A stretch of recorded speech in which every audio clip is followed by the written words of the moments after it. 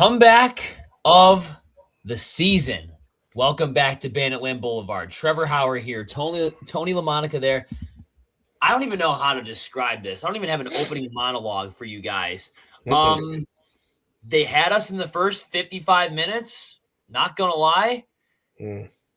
Wild. Just an absolute wild game in Pechanga Arena in San Diego. The Bandits remain undefeated in that barn. They still do. 9-8 was the final score in overtime. In a game where, I'll be honest with you, Tony, the Bandits looked dead on arrival. They looked like they were, I don't know, flatlining, I guess you could say there, going into the fourth quarter. The first half, couldn't complete a pass. Every single pass that they were throwing to each other, they would jump up and grab it with their stick. It's almost like we took a time machine and took it all the way back to the January Bandits because they couldn't complete a pass. They weren't taking the bounce shots. They weren't picking any corners. They were shooting right at the goalie's chest. And 2 goals in the first half. If you told me going into this one that the Bandits would only score 2 goals in the first half, I'm like, oh, what are we losing by? 7, 8 goals? Like, is this going to be an absolute ass kicking? But on the other side, if you told me that the Seals would only score 8, I would probably tell you, what did the Bandits win? 12-8, 13-8? So it was a battle of the 2 goaltenders. Matt Vince played out of his mind. I thought Origlieri played as well as he could. I thought he played very well there in that third quarter, too. That was when they started taking some tougher shots on him. But the first half, Tony, Origlieri could have set up a tent and took a nap back there. I mean, they were taking shots right at him. He didn't even have to move half the time. But I say that we break this game down, Tony, half by half. We love the outcome of this game. We really do. There are some glaring issues that we need to discuss in the first half. But the Bandits are 8-6, 4-game win streak. They have the head-to-head tiebreaker over San Diego. That is the number one key takeaway from this game, though. So it wasn't pretty, but you needed to win this game, and that's exactly what the Bandits did.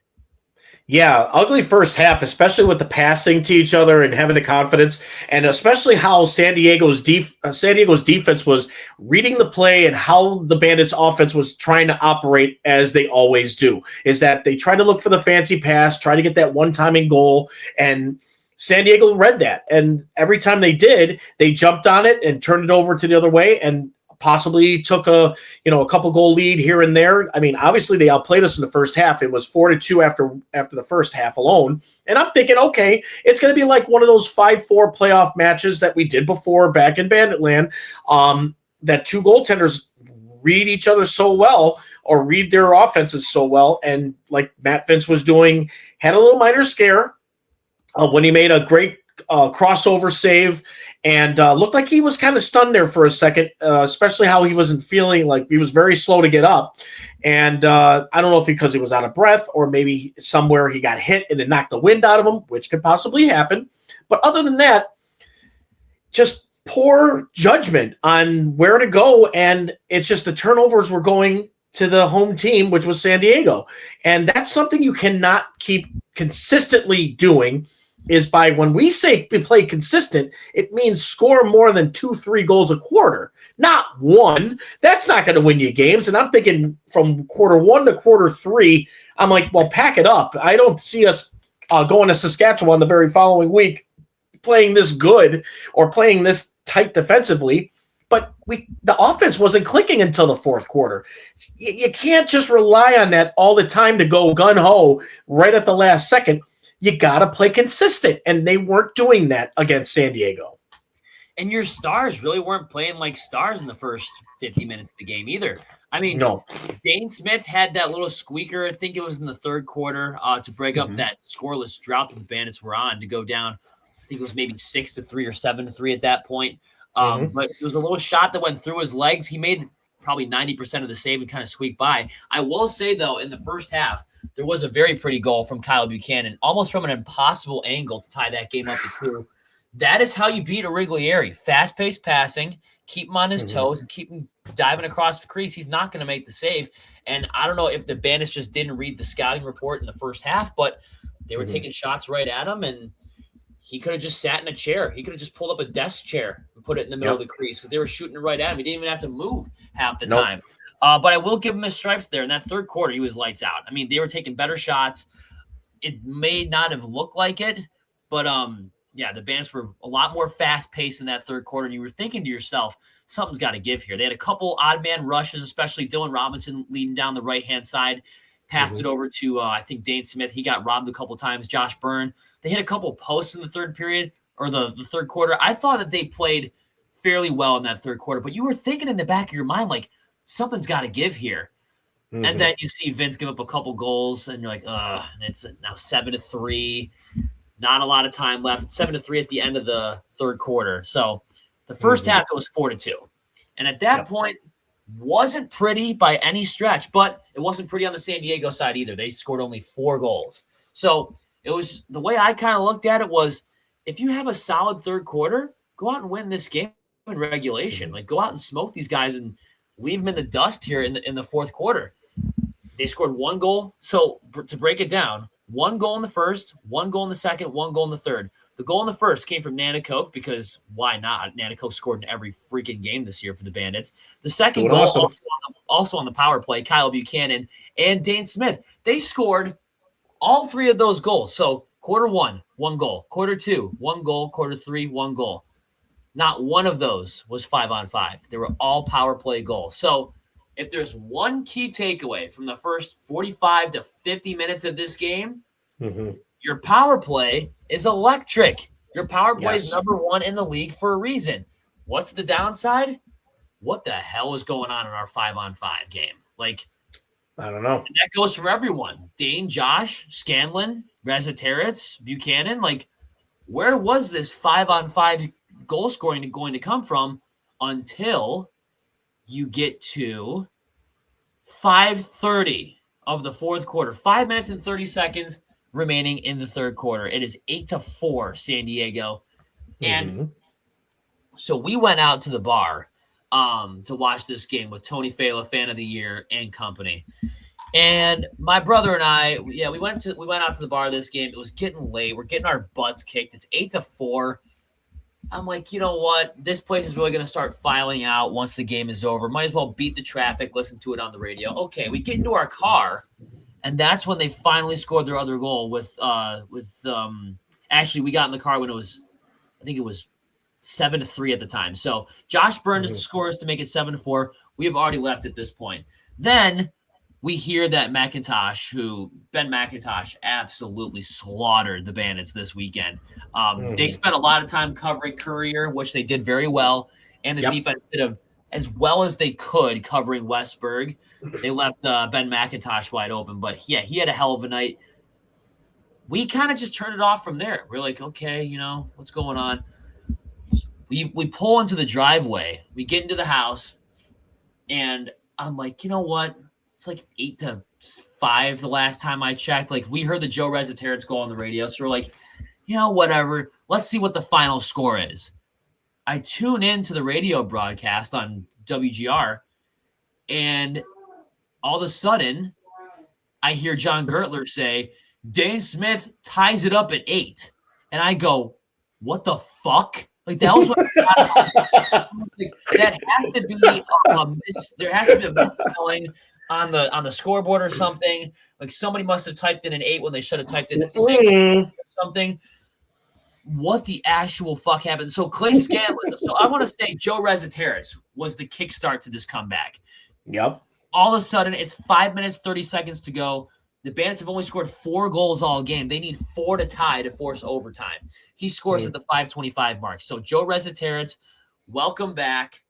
He scores his first goal as a Bandit since 2015, I think John Gertler said. I think it was the March of 2015. His first goal as a Bandit since then. And that is what kickstarts the run. Then it's Clay Scanlon from Josh Byrne and Kyle Buchanan. Dale Kananico, because why the hell not, scores to make it a 1-goal game again. The most consistent forward on the team this year, and probably the best all-around forward. Or at least for the Bandits this season. And then Dane Smith, like I mentioned, with the net empty, 44 seconds left from Josh Byrne.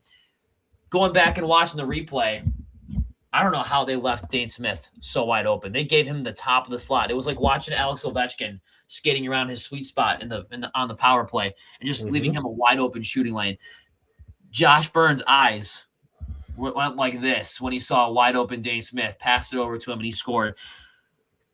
The Bandits did a great job. This is when we turned the game back on. When it was 8-8, freaking San Diego has a chance with like 27 seconds left. They have the net empty, 6-on-5. They hold on to it for a while, and Mitch DeSnew and company on defense do an excellent job at preventing a shot, at least hitting the net. Dylan Robinson was out there. I think Zach Belcher was out there. They all did their thing. And then you get to overtime, we're like, okay, like, get this game to overtime, anything happens. And before we even talk about overtime, though, we have to give credit where credit is due with Connor Farrell. If Farrell didn't win that faceoff down 8-7, the Bandits would have lost 9-7 on an empty netter. No doubt about it. They would have absolutely lost this game. Connor Farrell finally wins a clutch faceoff, and it pays off. Dane Smith scores to tie it at 8. But then when you get to overtime, it's back and forth. Kind of reminds you a little bit of that Saskatchewan game. Yep. I see Buchanan streaking up the left side. He dumps it off to Dane. Dane's got one defender on him. And then when I see him cut across the middle and the defender bites and goes the other way and he has a clear lane to the net, I knew the game was over right there. He didn't even have to shoot the ball. I knew that he was going to put the ball in the back of the net there. You see that it's over and you're just sitting there like, what the hell did I just watch? We were down by 4 goals. It took them 55 minutes to score 4 goals. And then in the last 5, they score 4 to tie. And then they get the go ahead, they get the game winner in sudden death overtime, taking their first lead since it was 1-0 in the first quarter. Sometimes this league is weird like that. And we have seen, me and you especially, doing all these shows almost since the inception of the Seals. Maybe we started our show a couple years after they came into the league. The Bandits and the Seals have had some weird games, and they've all been close, but they've all been super, super weird. We had a 5-4 game last time. We mixed in an overtime game at the KeyBank Center last year, too. We had some of that. And then we had an 8-4 game late in the 4th, tie it up, win 9-8 in overtime. So the thing that really just blows my mind is it took them 55 minutes to score 4 goals. Yep. Like they almost got outscored by the Sabres that day. The Sabres beat the Kings 4-1, and I had the thought in the back of my mind, I'm like, are the Bandits going to score less than 4 here? Are they going to get outscored by the Sabres on the West Coast? So yeah, 55 minutes to score the first 4, and you're like, they're down 8-4. It took them this long to score 4 goals already. You think they can score 4 more in 5 minutes? Like, you're out of your mind. They did, which is surprising. Not only did they score 4, they scored 5 unanswered, and the 5th one was the sudden death overtime nail in the coffin, so to speak. So how do you even describe that 4th quarter, Tony? When things looked bleak, I might say, for the Bandits. Well, don't ever lose hope on this team because why? We're the defending champions for a reason. And Johnny T had something cooked up his sleeve. But again, on the outside looking in, you don't want to do that every single time when you're down 4, 5 goals going into this last game. But especially with how San Diego's goaltending and defensively have been really shutting down the Bandits' offense, how good they have done until that very point where, like you said, Joe Rezaterit's getting his first goal back as a Buffalo Bandit since 2015. And then that just was the start of the trend where Scanlon got his, Nanakoke got a second, and then Dane completing the story for this outcome.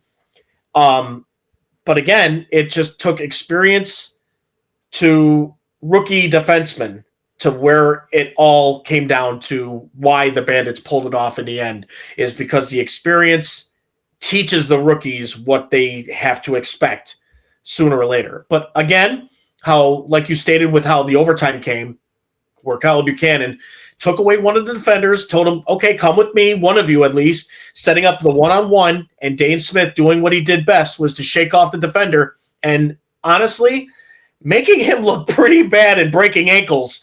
And the moment that was, like you stated, Dane Smith had no way of missing the goal and to complete the story and winning that game by beating Origlieri low to the outside post towards his leg, where it bounced in and scored the game-winning 9th goal of the Bandits. And look what they did.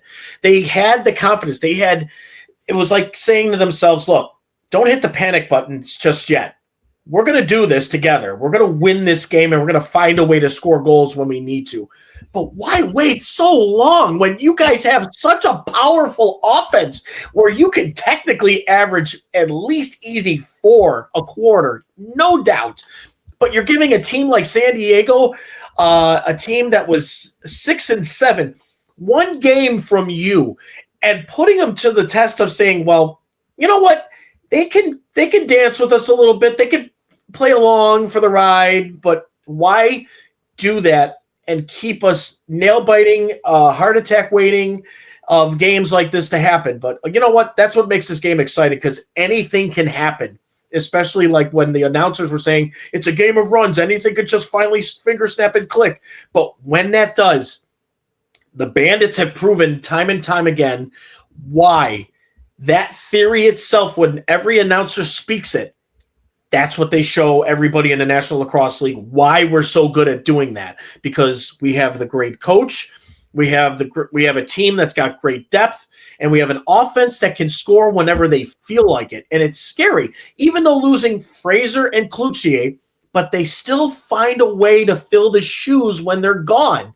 Scanlon, Rezaterets, and Nanticoke now stepping up. This is what I'm loving about Nanticoke. It seems like every time Nanticoke starts the pace, because he scored the first goal for the Bandits this game, shows them why they are going to be successful in the long run, because he's the one that starts it off. And I like the fact that Nanticoke has got that confidence back in him, and why they signed him to that 3-year deal for a reason is that he is showing them that, hey, guys, you can rely on me.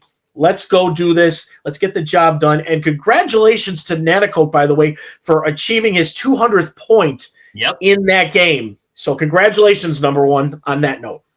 200 career points, and how many times this season, Tony, has he been the first Bandit to score, like to kick off the scoring for the Bandits? It's at least a few.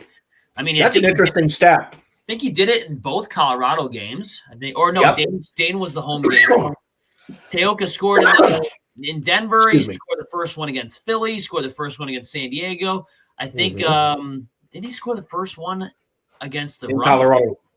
The first one against the Rush, I think. The Rush too, yeah. I mean, he is kind of the tone setter. I mean, when he gets out right off the rip, it's kind of hard to stop him.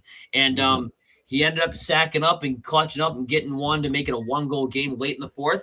But, I mean, couple of key takeaways, though, to get out of this game.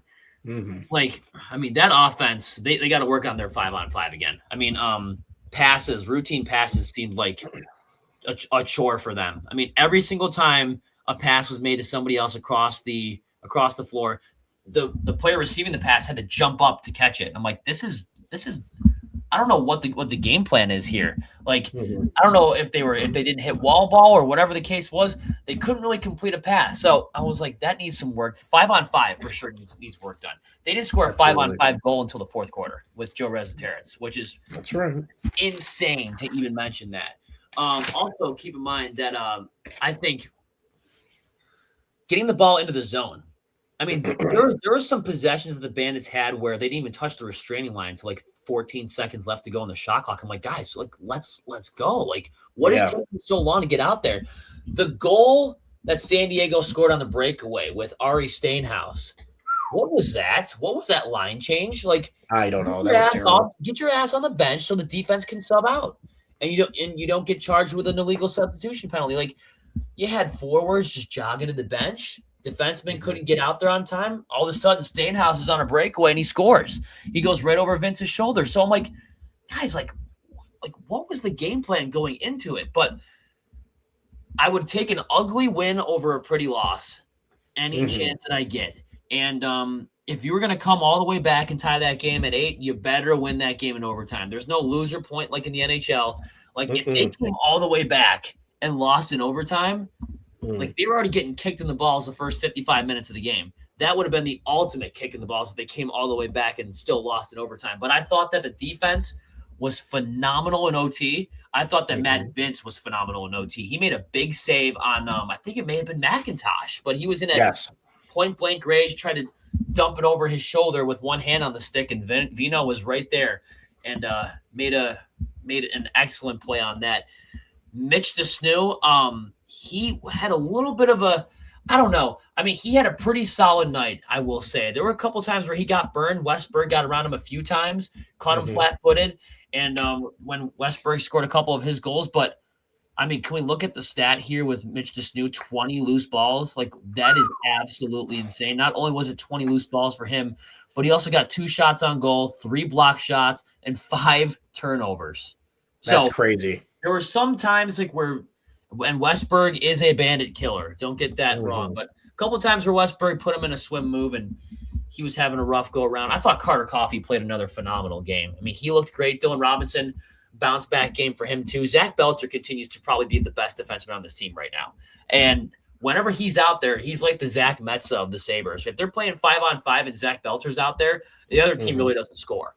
And he shuts down their superstars. But if you weren't going to score a 5-on-5 goal until the fourth quarter, your defense and goaltending did their job. They held the Seals to under 8 goals. And I will say this, Tony, it was kind of embarrassing on an offensive standpoint for the Bandits because you look at the way that the Seals were playing. They weren't good either. Like, they were not good. They scored goals from self-inflicted Bandits mistakes. Like, that's right. I think of the Ari Steinhaus goal. Like, just there was one goal that maybe Vince should have stopped, and I think that was the McIntosh goal on the power play in the first quarter to make it 2-1.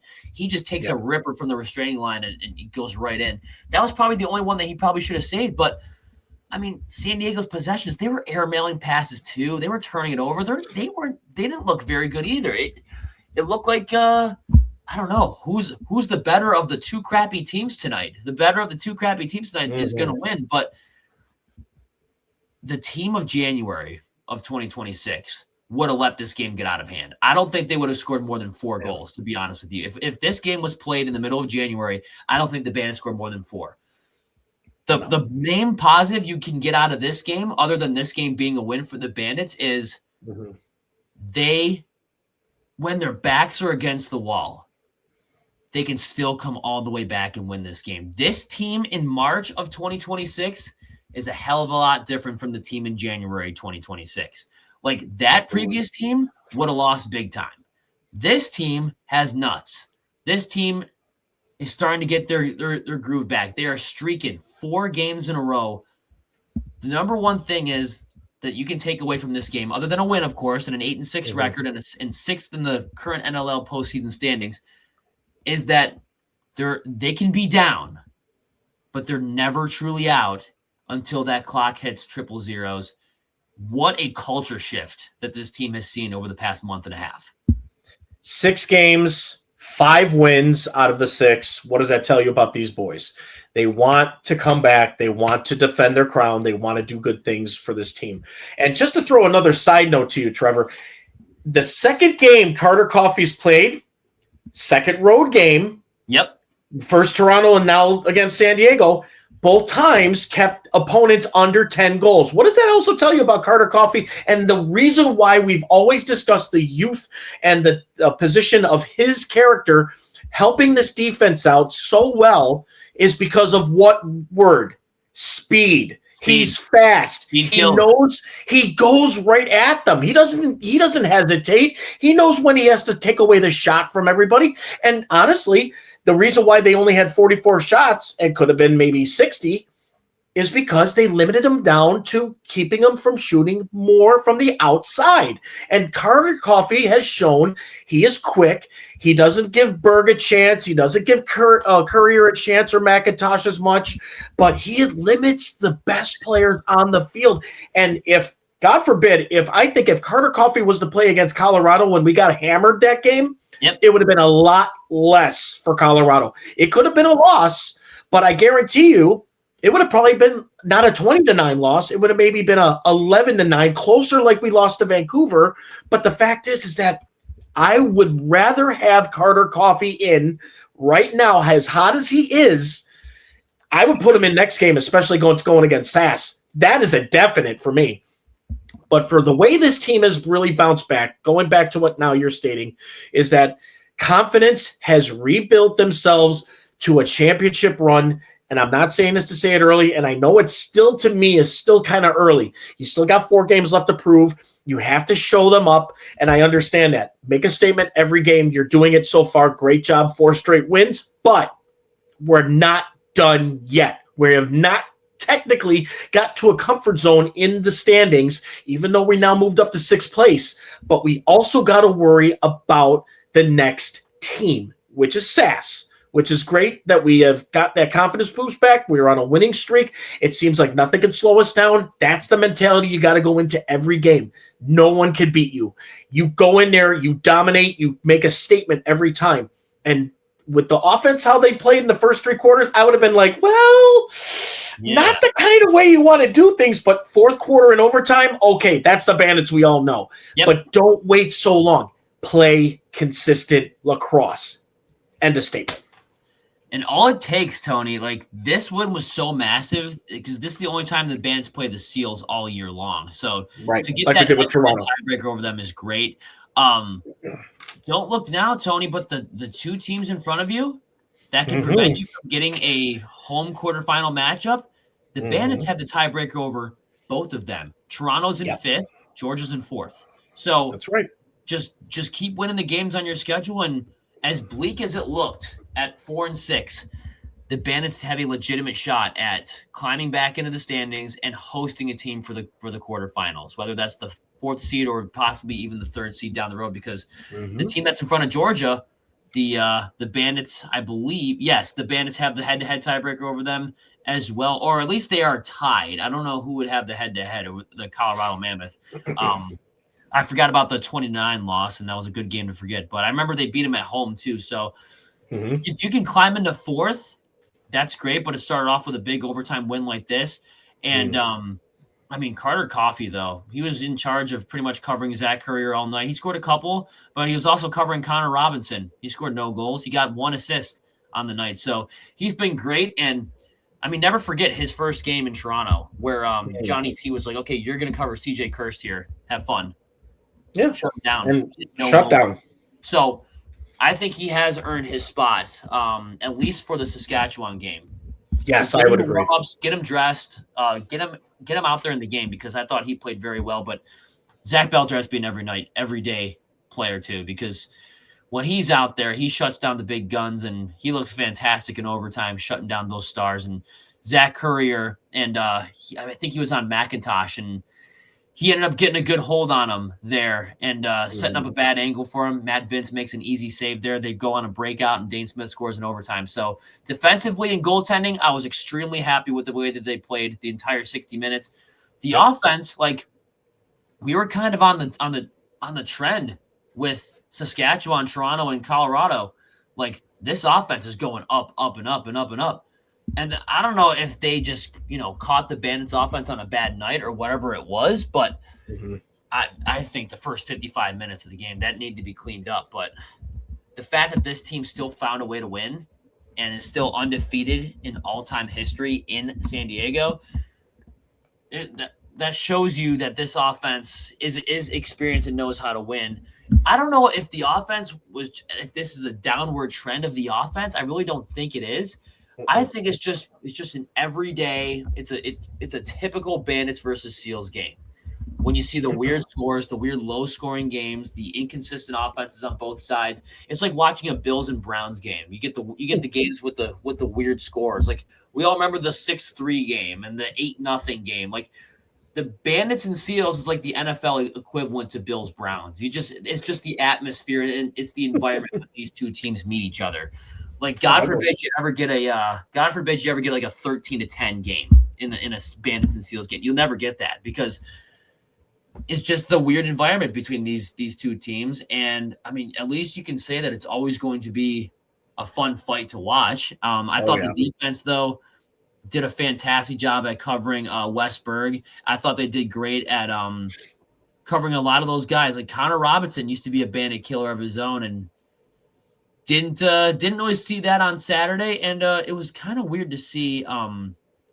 I think he was hurt at the time, but Corey Small was inactive for the San Diego Seals. I know he was labeled as questionable, but he didn't get to see any of the playing time. Now, to ask this question, if the Joe Rezateris trade doesn't go down, does this rally start in the San Diego game? Because he was the one that kind of kickstarted it. He was wide open in front of the crease. Probably should have had a couple more than he did. But, I mean, this is why you go after guys like Joe Resetarits. I don't know if Lucas Nielsen starts a comeback like this with a goal to make it 8-5. Like, it might take a Joe Resetarits to make this, to take this team from, what is our identity to, okay, it is a four-peat mode, pedal to the metal. Let's get this thing going. But that's why you make trades for players like that, because whether you're down and out or you need some insurance goals, Resetarits is your guy. Yeah, Joe has one of those go-to, I can do anything kind of moments. A guy who could score 100 points per season, who could contribute to anybody that he plays on, technically speaking.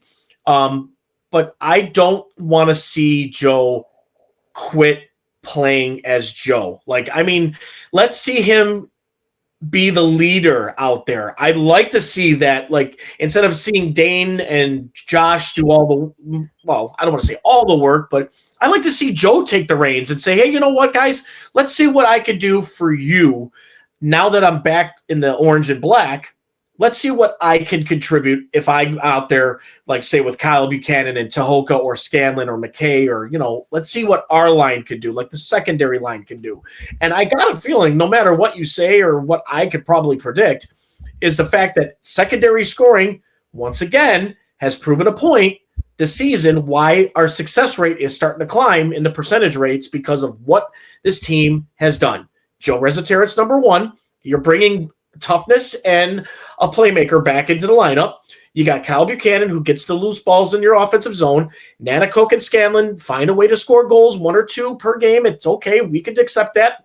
But the word contribute is so huge for the Buffalo Bandits right now, is how good everyone is just putting themselves out there. And it's not because of just individually, it's because of a team effort. And that's how they're winning these games, is because of team efforts. And individuals are stepping up. Like, when things got rough towards the middle of the season last year, like, you had games where, Chris Kluchet was hurt. Wasn't playing, and Chase Fraser would only get you like 1 goal. And you're like, what the hell is this? And like, Dan and Josh would have to do everything. And like, Nanticoke wasn't scoring at all last year. So it was pretty much like the entire object was, okay, get the ball to Ian McKay because he's an absolute freak, and get the ball to Kyle Buchanan because he's fantastic this year. And then let Dan and Josh do everything. Well, you got Clay Scanlon, who, now who's playing every night. Wasn't like last year where he probably played one, then sat one, played one, sat one. He's playing on an every night basis. Tehoka Nanticoke is on an insane run. Like, I don't even know. He scored in every game this year. He's on a 14-game goal streak.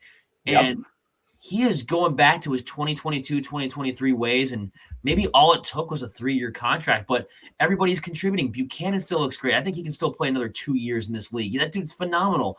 Yes, he is. And not only is the offense, like, you won a game in overtime on a night where Josh Burns scored 1 goal. How impressive is that on the road when you didn't score more than 5 through the first 55 minutes of the game? The fact that you can still say that, hey, we came out with a win in this one. It wasn't pretty, but we won. That's great. Your stars weren't stars in the first 55 minutes, but Dane Smith is a star in his own right. He's got ice in his veins, and he proved why he is a superstar on this team, scoring in overtime, scoring the tying goal and the go-ahead in sudden death overtime. That was great. But there's still some questions on the offensive side of the ball. Now, it wouldn't surprise me if the Bandits go out there and just have an offensive explosion next week, and that'd be great. You might see 13 or 14 goals scored on the rush, because they're making up for all the lost goals that they probably should have had in San Diego. But I don't. Am I a little concerned about the inconsistency on offense? Yes, I'm a little bit concerned with that. The one thing I'm really confident in now, in what's heating up with this team, the defense is lights out. It really is. The defense is lights out. And Matt Vince, remember what we were saying about Matt Vince earlier in the season? Like, what is going on with him? He has gone back to his postseason style, where he's just dominating against these other teams. He'll let in a couple in where you're like, oh, that probably should have been a save. But he's holding teams to under 10 goals. Like, The Seals, they didn't look very good. Their record didn't say that they were good, but they were essentially fighting for their lives in this game. Like, they had to win this game to keep their legitimate postseason hopes alive. They were playing with everything on the line. The Bandits had a little bit of insurance. And what does that tell you? The team that's fighting with everything on the line blows an 8-4 lead to a team that has some insurance in their name. Like, that's how strong the Bandits are. And not only that, if you're a San Diego fan leaving that arena, what are you thinking? Like, my number one thing would be like, pinch me, like I'm dreaming. There's no way this actually just happened. Like, if anyone should be mad, it shouldn't be the Bandit fans complaining about the first 55 minutes of the game. The people that should be mad are the San Diego fans that left that arena they had an 8-4 lead with 5:30 to go. Yeah. Lost in overtime. Like, if anyone should be mad, it's those guys. But you can be frustrated with the way the offense played. I don't think Johnny T had the boys ready to go. But the Bandit style of lacrosse is what you saw in that last 5 and change in the fourth quarter and the start of overtime. Key thing, never lose hope. Stay calm. Don't hit the panic button because you're down 4 goals. You march, you play through it, and they've proven it. 1 goal at a time, starting with Joe Rezaterets getting the 5th one, and then it was Scanlon, then it was Nanakoke again, then Daner to finally get the last 2. Lo and behold, we've got our 4th straight victory. And on top of it, that is a key victory because of a tiebreaker, like you mentioned, against the Seals. So going only playing against these guys once this year, huge win in my book. Huge win. Huge win, too. And I was surprised at how low scoring it was. If you look at the penalty summary, these guys were calling everything. Everything was right off the gate. And I mean, just it wouldn't stop. But I will say, if they called the first few penalties in the first quarter, at least we can say that the referees were consistent. Like, if they were calling this in the first quarter, you better call it in the third. They were pretty consistent. I'm glad that they got the Thomas Whitty major penalty reduced to nothing. Like, because I'm it was glad that nothing. the CBA, the National Lacrosse League, fixed that. Remember the rule used to be you can review a 5, but it has to be reduced to a 2 if it's a minor penalty. If it's a minor penalty, they finally went back and fixed that rule during the offseason, during the lockout, where they said you can reduce it from a 5 to a 2, or you can reduce it from a 5 to no penalty at all. They originally called Thomas Whitty on some stupid, I don't even know, it was a 5-minute major for knee. Yeah. There was none. I looked at the replay and I'm like, what the fuck? Where? Like, I was saying, where did he need him? Yeah, where? And then I'm glad that they got that right, and I'm glad they got rid of that stupid rule where it had to be reduced to a 2, and the fact that you can take a penalty completely off the board. Absolutely. I was very happy with that. But yeah, with all the penalties that they took, I know Steve Triolo took a double minor, and they had a couple legal substitutions, and the score was still 9-8 in overtime. So the Bandits power play really struck gold when they needed to in the first 3 quarters. 3 of 7. And 3 of 7, and then San Diego going 1 for 4. And I know what you're going to say about, we complimented Connor Farrell, and 8 of 22 looks bad. But when you look at the faceoffs that he did win, he clutched up. He won the faceoffs where his back was against the wall and he needed to win them. When they're down, they were clean. Clean. Yeah, like that. When it was 8-7 and you needed a possession, he won that faceoff clean. And all of a sudden, Josh Byrne gets the ball over to Dane. He scores to tie the game. And even on a night where Josh Byrne scores 1, he still gets 6 assists, so he's still pushing 10 points again. Even on a night where the Bandits scored 9 goals. Leave it to Dane and Josh to still be pushing that double-digit point marker. It's absolutely insane what those two do. But I think with that said, Tony, we got to get into our Banditland Boulevard player of the game.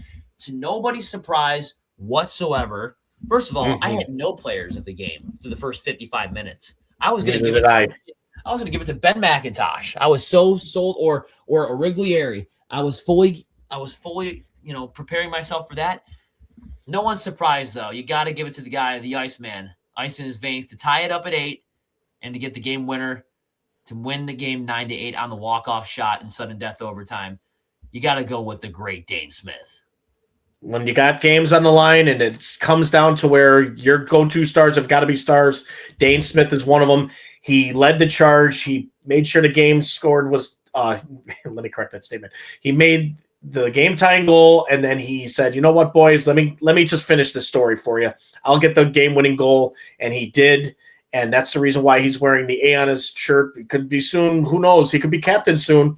But for now, the reason why he is what he is the great Dane Smith, is because he knows he can score those clutch goals when he needs to. So I like that too. I was about to say I was going to go with Dane, but my leniency and the way how this game could have got way out of hand really quick, and God forbid with the way how their offense had go-to guys that could score goals, you got to put a brick wall in front of him. Matt Vince, out of his mind, 36 of 44, keeping the opponents under 10, and just really being himself. Like, I've never in a long time where I've seen a goalie look like he was about to falter, then all of a sudden turn the on switch, and there is nothing you could do to beat him. He is just so good at what he does, and at an age that he is at, is still, right now, is making me wonder, how is he doing it? But because one word, GOAT of all goaltending in national, of all goaltending in National Lacrosse League. He's just the GOAT of goaltending. And not even that, overtime, just a brick wall. I mean, he was so composed and just calm in overtime. Like, nothing was phasing him. He looked like he knew in the back of his mind that the game was already won. And it was like, you know what? Yeah, throw me your shots. I'm going to stop them. Mm-hmm. But, I mean, I mentioned this before with Dane Smith. When you see him cutting across the middle and the defenseman doesn't follow him and bites the other way, game over. When he does his classic face dodge and cuts to the middle of the field and it's one-on-one with the goalie, yeah, it's all Chris Origlieri could do there was just pray to make contact with the ball. Didn't. He blew it right by him. Game over. Turn out the lights. This party's over. The Bandits came back and won 9-8 in overtime. Pechanga Arena still undefeated in that barn. They get the head-to-head tiebreaker. 8-6 is their record. Quick little standings rundown here. 3 teams are currently in the NLL playoffs and have already clinched their spot. Mm-hmm. That would be Saskatchewan, Vancouver, and Colorado. 1, 2, 3 in the standings. They have all clinched their spots. By the way, Andrew Q with the Colorado Mammoth. I saw this stat on Saturday. 3 sock tricks for that guy this year. For Andrew Q. That is absolutely. I mean, there's your early voting for MVP right there. I'm not even going to lie. 4th, Georgia Swarm. 5th, Toronto Rock. 6th, your Buffalo Bandits at 8-6. 7th, Ottawa Black Bears with an 8-7 record. And then to round out the top 8, the Las Vegas Desert Dogs getting the season sweep against the Rochester Nighthawks. And then when you go from 9 to 14, San Diego, Rochester, Halifax, Calgary, Oshawa, and Philadelphia. So, And if you look at the Bandits' remaining schedule, you have Saskatchewan on the road, Vancouver at home for Marvel Night, Rochester at home for Fan Appreciation, and Oshawa on the road as the last game of the season. And just as a quick spoiler for our preview episode, I will throw this in here as well, and I'm going to throw it into the pregame as well. If the Bandits go in and beat Saskatchewan, and I'm going to speak this into the universe. I will speak this call it a prophecy if it does happen. If the Bandits go into Saskatchewan and win, they will win out. They will go 12-6 on the year and host a quarterfinal game. Just put that out there. I know how bad it looked in the beginning, but if they can go in to Saskatchewan and win that game, there's no excuse why you can't beat Vancouver at home, Rochester, or Oshawa on the road. If you beat Saskatchewan, no excuses at all. Go 12-6, win out. That's right. The way how we've been playing these last 4 games, that is a statement being made. Is the reason why we're the defending champions for a reason. Why we could possibly go 4 straight in a row and claim our 8th title of the National Lacrosse League. But again, what we've always stated before, Trevor could agree with me on saying this, is it takes one game at a time. You've got to worry about your next opponent, and your next opponent is the Rush. You go to their barn, you prove why you're the best, you go in there and you just make a statement, end of story. Mark it down on your calendar, March 28th. It's a Saturday game at 9 p.m. for our preview game, we will tell you all about that. Yeah, I think Tony and I will have the preview out for you probably Wednesday night. Yes. I think we'll have the preview out for you. And then we're going to have a special guest on the show on Thursday. Buffalo Bandits defenseman Dylan Robinson is joining us. Look out. Thursday. So that should be really fun to see. But, Tony, I think with the big 9-8 victory over the Seals in overtime in San Diego, time to shout out the sponsors. Banditland Boulevard is brought to you in part by Mitchell's Tavern, located at 734 Sheridan Drive up in Tonawanda, New York. Guys, if you haven't checked it out, Trevor Hauer over there, myself, Tony LaMonica, is telling you to go check out Mitchell's Tavern for their great food, their amazing service. They will treat you like family. Also, we'd like to see if you want to plan a next trip or a vacation, please contact Suzanne Pike at SuzannePike@herniesjourneys.com. Let her book your next big adventure. And finally, we'd like to thank Nino's Pizzeria, located in 2 locations in Western New York, one at 1737 Orchard Park Road in West Seneca, and the other in 315 Buffalo Street in Hamburg. Guys, if you want to order your next pizza, wings, subs, you name it, as you like it, only in America. And for those watching us here live on YouTube through StreamYard, we'd like you to hit that like, subscribe, hit that notification bell every time we talk about Buffalo Bandits lacrosse. And for those just only listening in on their devices known to man, like on your tablet, your phone, or your radio station through Spotify, give us that 5-star rating that we talk only great things about your boys in the orange and black, your Buffalo Bandits. From 4-6 to 8-6, the Bandits have won 4 games in a row. This time, 9-8 overtime victors over the San Diego Seals. The Seals have been clubbed by the Buffalo Bandits, if you want to put it that way. Whether we win 9-8 or if we lose 9-8 or if we score 4 goals through the first 56 minutes of the game, Tony and I will always end every single show with these 3 simple words. In this case, we have a win to celebrate. But, Tony, what are those 3 words? As Chris Swenson always says in Banditland, guys, help me out. In 3, 2, 1. Let's go, Bandits. Let's go, boys. One more time, one game at a time. Go tell them why you're the champs of this league. Go get them. Go get them, baby. Let's go.